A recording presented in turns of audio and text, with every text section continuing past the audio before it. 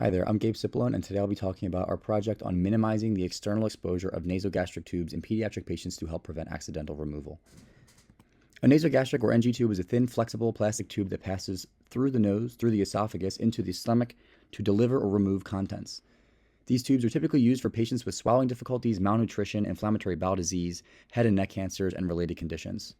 When not in use, NG tubes are typically secured with tape tucked behind the ear or held in place with a nasal bridle. Children often pull on these tubes out of curiosity or frustration, which can dislodge or remove them and lead to repeated replacements that are time consuming, costly, and potentially traumatic. Pediatric clinicians at hospitals, including CHOP and UPMC's Children's Hospital, have expressed the need for a more reliable way to secure NG tubes while limiting patient interaction. Our solution follows an out of sight, out of mind approach by minimizing the exposed portion of the tube. Our design makes the external tubing detachable when it is not being used. When feeding or medication is needed, a caregiver can reconnect it with a familiar Lore lock, while the nostril clip keeps the internal portion anchored and helps prevent the tube from migrating inward. We went through several design iterations to make the concept smaller, safer, and more practical. We moved away from a bulkier magnet-based prototype and toward a slimmer Lore lock geometry with a simpler integrated nostril clip that is better suited for pediatric use.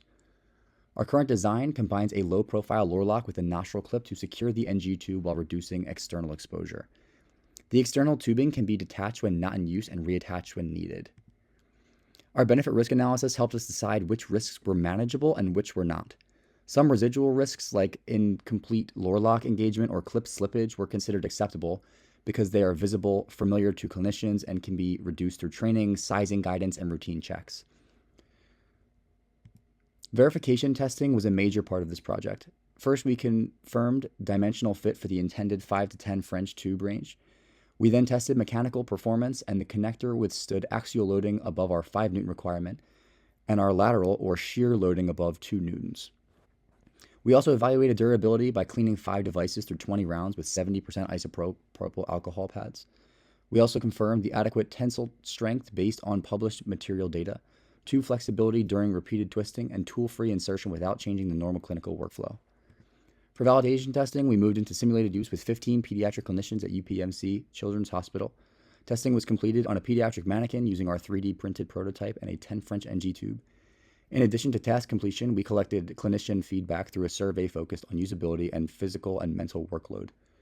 The average rating for every Likert scale question was above 4 out of 5, with especially strong feedback on ease of use and the device's ability to reduce the exposed portion of the NG tube. The functional results were very encouraging. All 15 clinicians successfully inserted, connected, disconnected, and removed the device without assistance. All 15 successfully engaged the Lore lock, secured the nasal ring, removed the external tubing, and completed the simulation without any tube migration or spontaneous detachment.